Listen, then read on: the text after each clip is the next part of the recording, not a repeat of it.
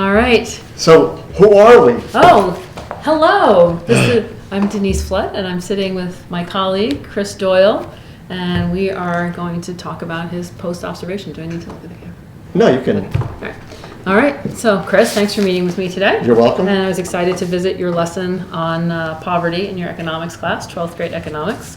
So why don't we start maybe just to orient everybody, give me a little bit of an idea of what the focus of the lesson was and what you hope the students would gain at the end of it. Sure. So the lesson was, they first read a chapter called Poverty and Income Inequality from the textbook. So they had notes, they had read that ahead of time. And the focus of the lesson was to try and see what their thinking was about those topics and try and give them some new insights into those topics by looking at some videos, looking at some numbers, and looking at some things that people have written about. Okay. And I really like, so you started off the lesson with a short video to kind of orient the kids. And Right. I like that, and gave an overview of wealth in America, and it was a great way to hook everyone into the lesson. And then asking the students in the quick whip around, you really got a lot of students to participate at that point. So you whipped around just very quickly and asked all of them. How many kids were in the class total? There's about 14 or 15 in that class. And so you got all of them to speak? Yeah, all of them. Even there's a lot of different ranges of students in that class. There's some aides with students in that class, but they all spoke about their reaction to the video. Mm-hmm. And the question was, were they surprised? Some said they were shocked. Mm-hmm. Some said that they were surprised. And I think actually almost all of them were surprised by the distribution of wealth in America is what the video is about. That's great.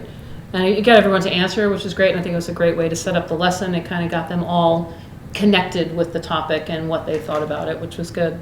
And then you talked to them about their budget project. So they created a budget. So how do you think those projects fit in or helped up to set up this lesson on poverty? Sure. So a few weeks before that, when we were doing our finance unit, they had been given a scenario that they were working for me and were bringing home net $2,000 a month. So based on that, they had to figure out a budget for a month of where they would live and how much food they would spend. So that really gave them a sense of that $2,000 a month in New York City is not a lot. Doesn't go and they couldn't live home with mom or dad. Oh, okay. Well, that's too bad. So that gave them a sense, and in that scenario, most of them, all of them really came and lived with their friends. And they realized that you can't live alone based on that amount of money. Another thing they had done previous to this earlier in the year was look at minimum wage and how much minimum wage is, and we did the math on it and what minimum wage adds up to, and again, that was not a lot to live on. You know, and that kind of set them up to learn a little bit more about poverty Absolutely. in the United States.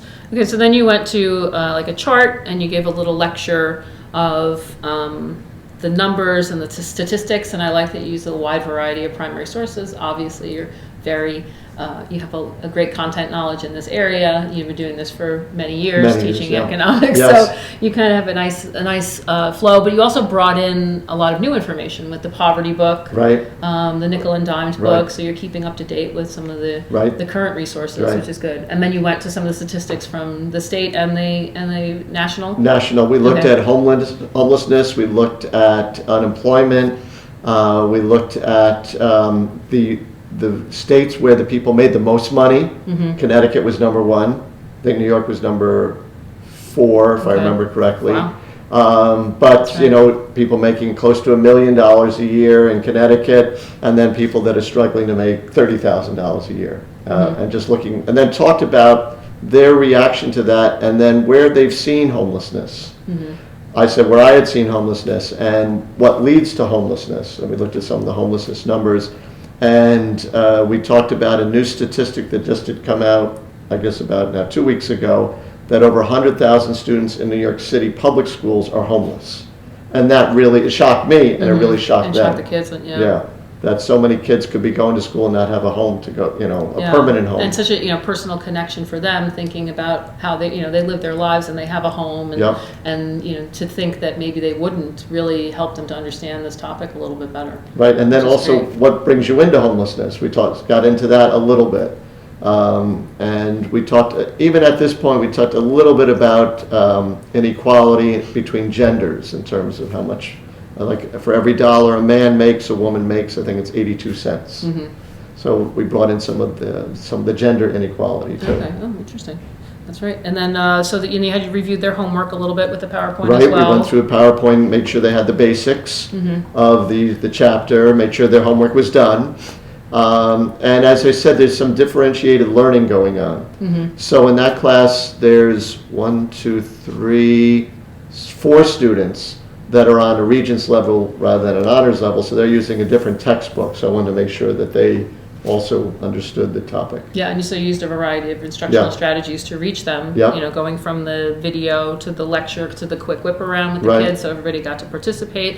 And then now you're in the lecture, you're kind of reviewing their homework, so they're engaging with that. So I was thinking maybe you would think about, like, I know we're so busy, but Pear Deck is a good tool, technology tool that once you put in the PowerPoint that you have and you put it into the Pear Deck, you can actually get feedback from the kids immediately and bring that up. Maybe they could drag a circle to a certain statistic, Right.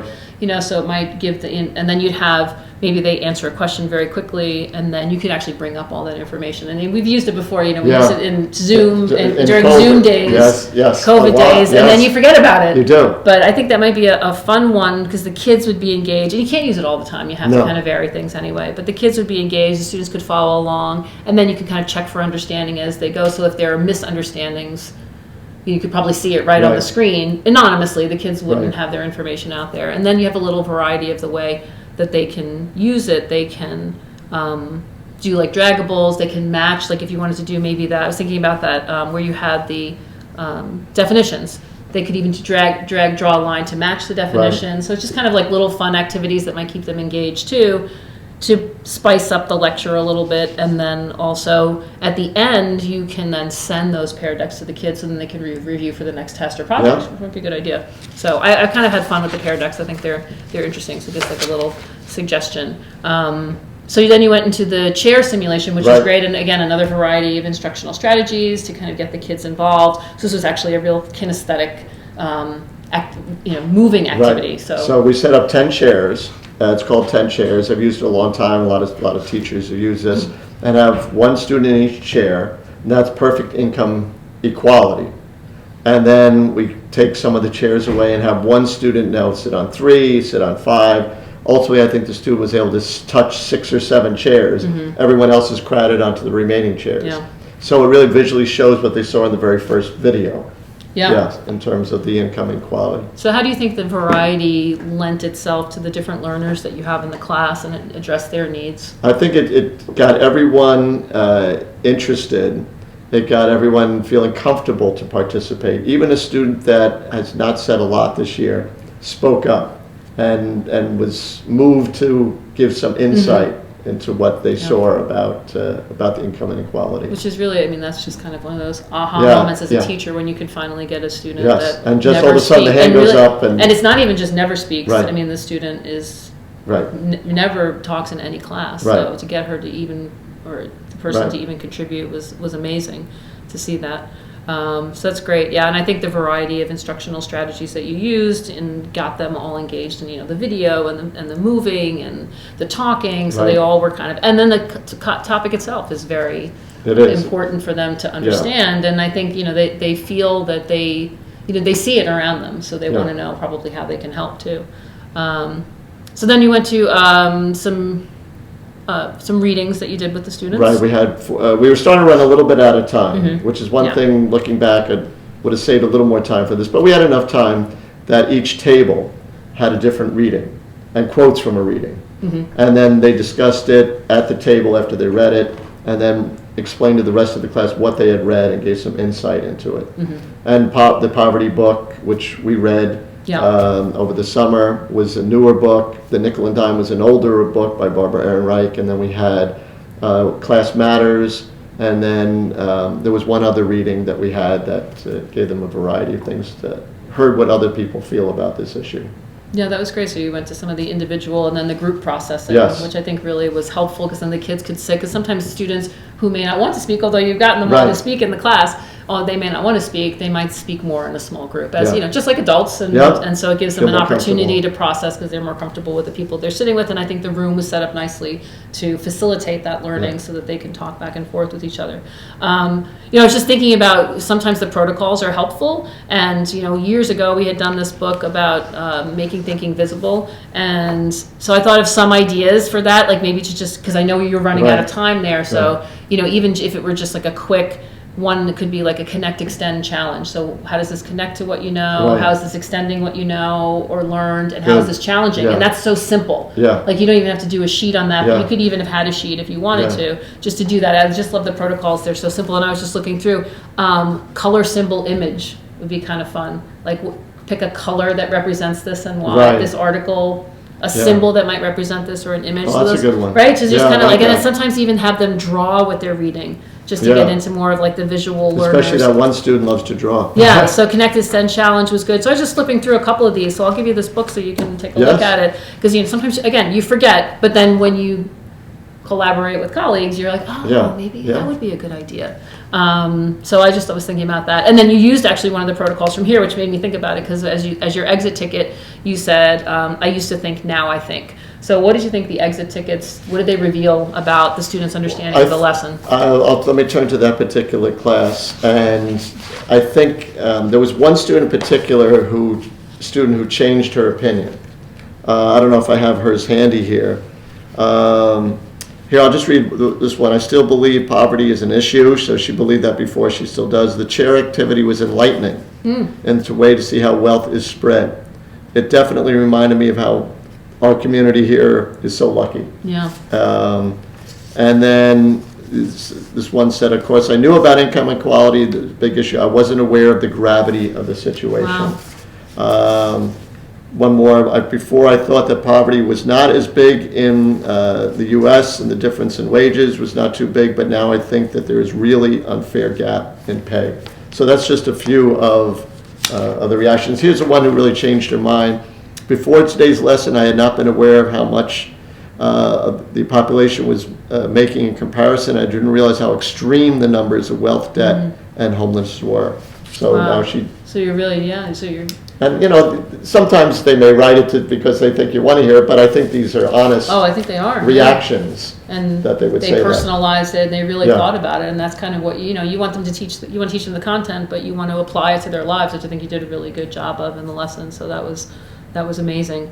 And then so where do you think it's going to go from here? Like, where do you think you'll take this lesson to the next step in what you're doing? Well, later in the semester, we look at international economics. So, and we do a Model UN at the last few days. So one of the issues we're going to do is poverty/homelessness Great. around the world.